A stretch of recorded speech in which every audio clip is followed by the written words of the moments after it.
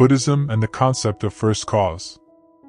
If one posits a first cause, one is justified in asking for the cause of that first cause, for nothing can escape the law of condition and cause, which is patent in the world to all, but those who will not see. However, a man who attributes beings and events to an omnipotent creator God would emphatically say, "It is God's will. It is sacrilege to question the authority." Does not this God idea stifle the human liberty to investigate, to analyze, to scrutinize, to see what is beyond this naked eye, and so retards insight? It is important to understand that craving is not regarded as the first cause. For according to Buddhism, there is not first cause, but beginningless causes and effects, and nothing else ruling the universe. Things are neither due to one single cause nor are they causeless, but according to the formula of dependent arising, things are multiple caused. Craving, like all other things, physical or mental, is also conditioned, interdependent and relative. It is neither a beginning nor an end in itself, though craving is cited as the proximate cause of suffering. It is not independent, but interdependent. Dependent on feeling or sensation arises craving, feeling dependent on contact, and so forth. The concept of a soul in Buddhism. In Buddhist thought, there is no so-called soul.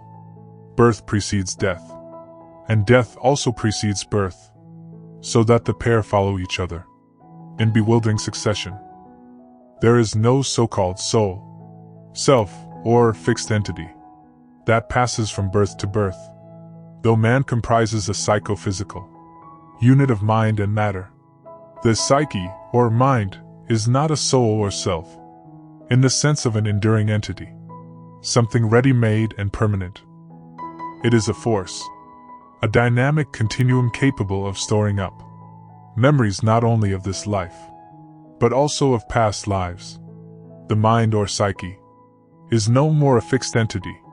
The Buddha stressed that the so-called being, or individual, is nothing but a combination of physical and mental forces, or energies, a change with continuity. Someone may ask, if there is no transmigrating permanent soul, or self to reincarnate, then what is it that reborn? According to Buddhism, there is no permanent substance of the nature of self or soul that reincarnates or transmigrates. It is impossible to conceive of anything that continues without change. All is in a state of flux, what we call life. Here is the functioning of the five aggregates of grasping, or the functioning of mind and body, which are only energies or forces. They are never the same for 2 consecutive moments, and in the conflux of mind and body we do not see anything permanent. The grown-up man is neither the child nor quite a different person. There is only a relationship of continuity. The conflux of mind and body, or mental and physical energy, is not lost at death, for no force or energy is ever lost. It undergoes change. It resets, reforms in new conditions. With regard to the psychological question, Buddhism does not admit the existence of a soul that is real and immortal. Anatma or non-self refers to all things sarvadharma, organic and inorganic. In the case of human beings, Buddhism believes that there will accordingly to be no soul, no real self that is immortal, while in the case of things in general, there will be no noumenon, no essence which is unchangeable, because there is no real self spatially, no substance. There will be no permanent, no duration. Therefore, no bliss is to be found in the world. Education in Buddhism. The goal of any Buddhist cultivator is to achieve self-enlightening, examine with one's own intelligence, and not depending upon another, enlightening or awakening of others, then achieve the final accomplishment, that is to become a Buddha. Devout Buddhists should always remember that the goal of Buddhist education is to help sentient beings become Buddhas, or at least become real Buddhists, and not aiming at socializing human beings as worldly people. Because Buddhism is a religion of returning to self, looking inward. The goal of its education must be inward, and not outward for appearances and matters. As mentioned above, the main causes of sufferings and afflictions are greed, anger, hatred, ignorance, pride, doubt, wrong views, killing, stealing, sexual misconduct, lying, and so on. And the ultimate goal of Buddhism is to help sentient beings, especially human beings, to eliminate these troubles, so that if we are not able to become a Buddha, at least we can become a real Buddhist.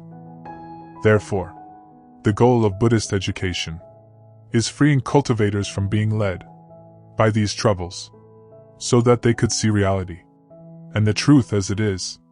The Buddha taught that man of this present moment is the result of millions and millions of his past thoughts and actions, and not ready-made as a cake or a piece of candy.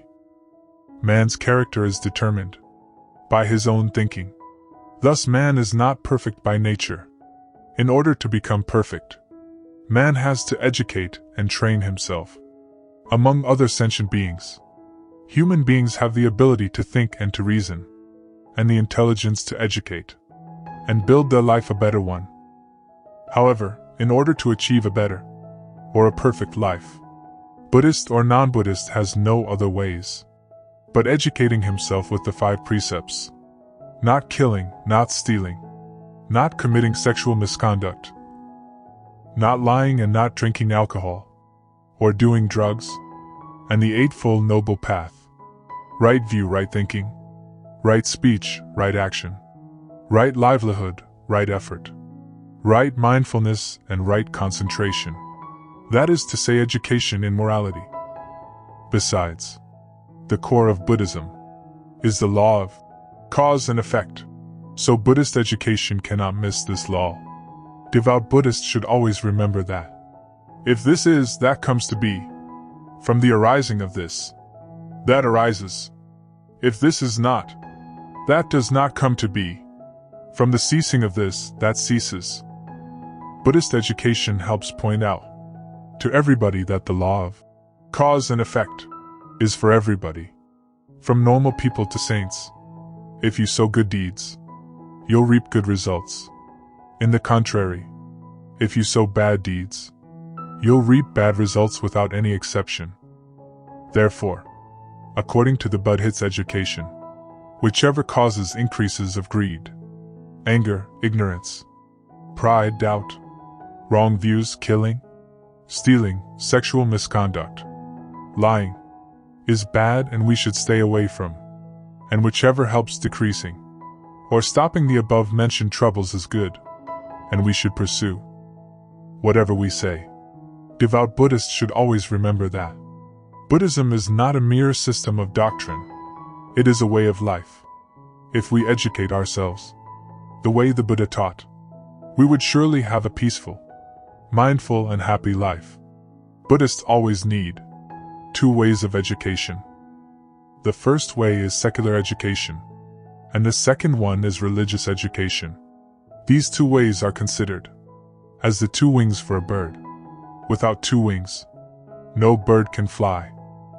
Similarly, without these 2 ways of education, Buddhists would lead to a poor and obscure life, not only in the secular world, but also in the spiritual life.